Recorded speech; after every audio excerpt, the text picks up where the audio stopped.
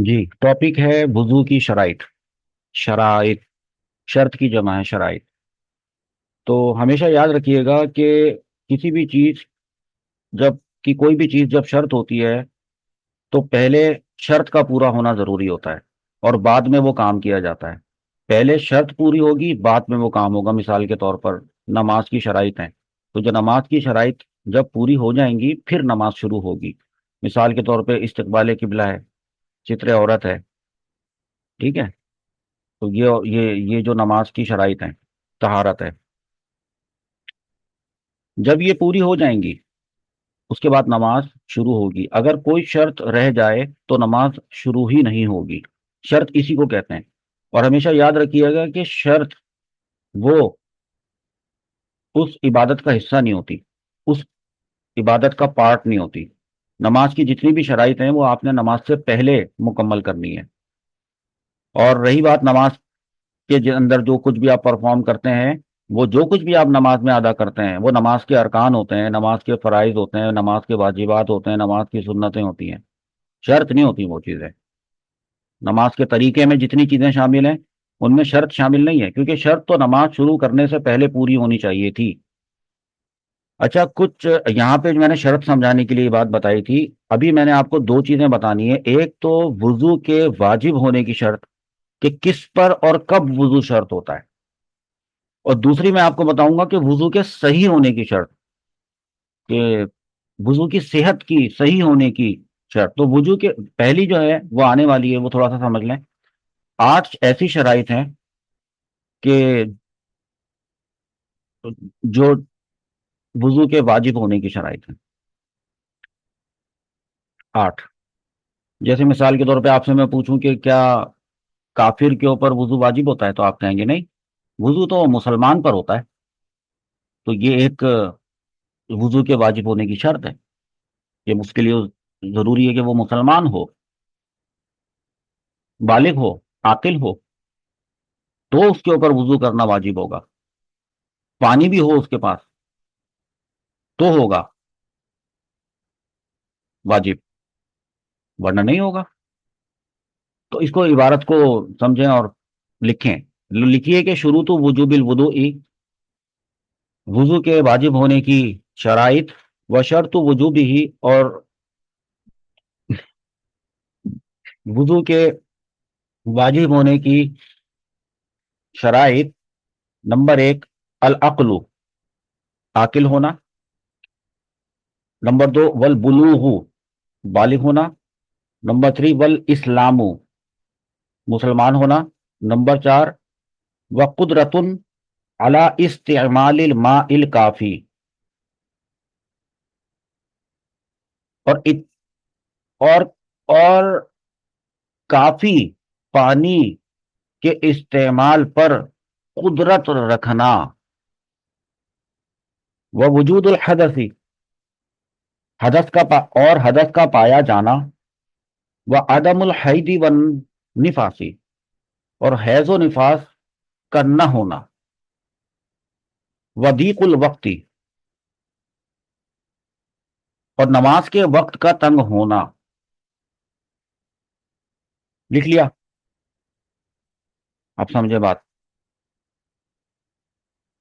عاقل ہونا شرط ہے، بالغ ہونا شرط ہے، مسلمان ہونا شرط ہے.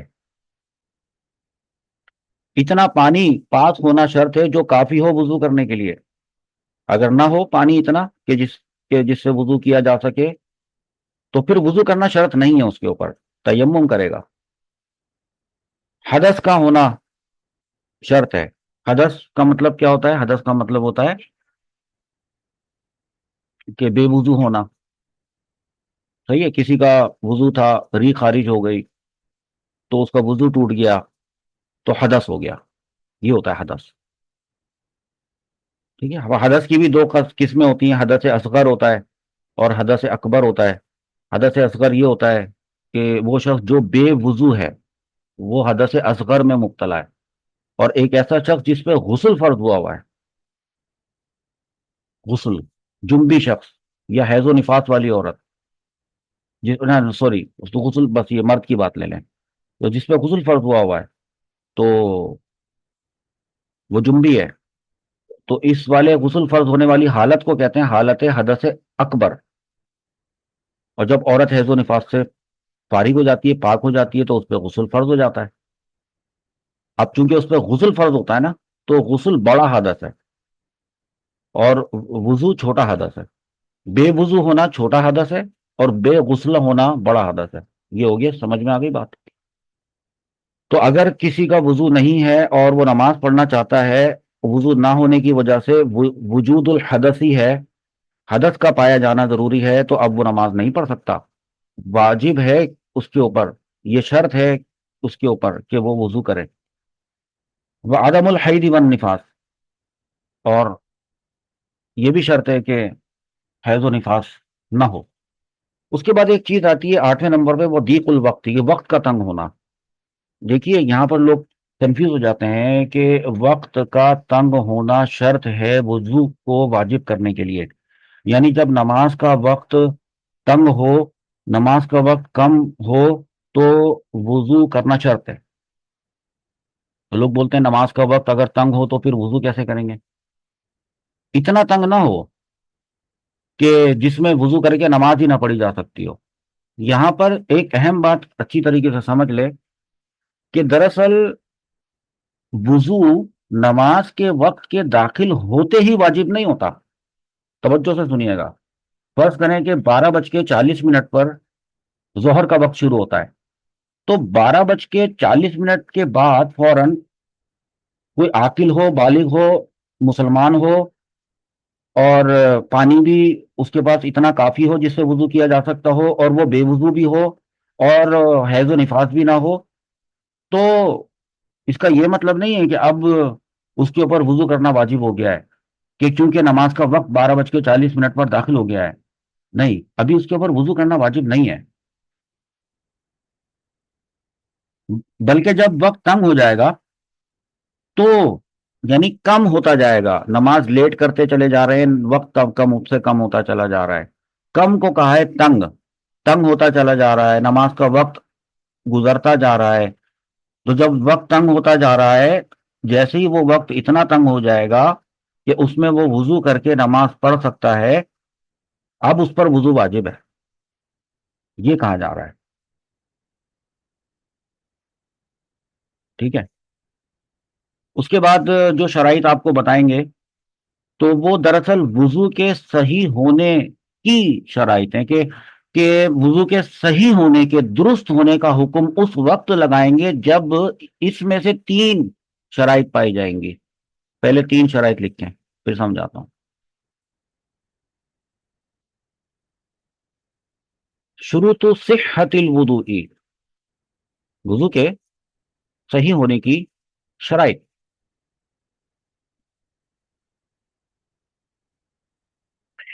وشرط صحته وشرط صحته ثلاثۃ، وضو کے صحیح ہونے کی 3 شرائط ہیں.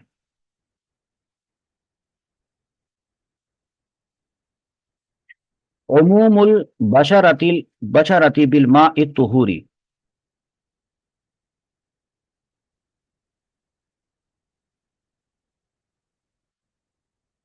کھال کے اوپر کے حصے پر پانی، بلکہ پاک پانی پہنچا دینا. نمبر 2، وانقطاع ما ینافیہ، اور اس چیز کا ختم ہو جانا جو وضو کے منافی ہے. من حیدن، یعنی حیض، و نفاسن، اور نفاس، و حدثن، اور حدث، و زوال ما یمنع وصول الماء الی الجسد، اور اس چیز کا نہ ہونا جو روکتا ہے پانی کے پہنچنے کو جسم تک. کشمع و شحم، جیسے موم اور چربی. بات کیا ہوئی ہے؟ جن اعضا کا، سنیں سمجھیں، لکھ لیا نا، اب تو آگے سمجھیں. جن اعضا کا وضو میں دھونا فرض ہے، وہ جو تین اعضا ہوتے ہیں: چہرہ، دونوں ہاتھ، دونوں پاؤں. تو دیکھیے بھائی، ان پر پوری طرح اچھی طرح پاک پانی کا پہنچانا یہ شرط ہے. اگر ایک سوئی کے آ، ذرے کے برابر، ایک بال کے برابر بھی جگہ سوکھی رہ گئی تو وضو صحیح نہیں ہوگا. پھر ایک بات یہ بھی ہے کہ اس وقت حیض نہ ہو، جس وقت وضو کر رہی ہو اس وقت نفاس نہ ہو، پیشاب کے قطرے جاری نہ ہو، کیونکہ ان چیزوں سے تو وضو ٹوٹ جاتا ہے نا. پیشاب کے قطرے نکلیں گے، وضو ٹوٹ جائے گا. حیض کا خون نکلے گا، وضو ٹوٹ جائے گا. بعد مرتبہ ہوتا ہے حیض ختم ہو چکا ہوتا ہے، اور اس کے بعد نہا لیا ہوتا ہے، اور اس کے بعد نماز کا ارادہ ہوتا ہے، تو پھر وضو کیا جا رہا ہوتا ہے. بعد میں جا کے دیکھا تو ایک دھبا لگا ہوا تھا. اس کا مطلب ہے کہ وہ وضو توڑ چکا تھا. تو بس جب تک یہ چیزیں بند نہیں ہوں گی اس کا وضو صحیح نہیں ہوگا. اب بعض مرتبہ یہ جو ہمارے اعضائے وضو ہیں، کوئی چیز لگی ہوئی ہوتی ہے، موم وغیرہ لگا ہوا ہے، کوئی چیز چپکی ہوئی ہے، ایلفی وغیرہ لگ گئی ہوئی ہے، آرام سے نکل سکتی ہوتی ہے، موم لگا ہوا ہے، چربی لگی ہوئی ہے، تو پھر وہ پانی کو جسم کی کھال تک تو یہ پہنچنے دے گی وہ چیز.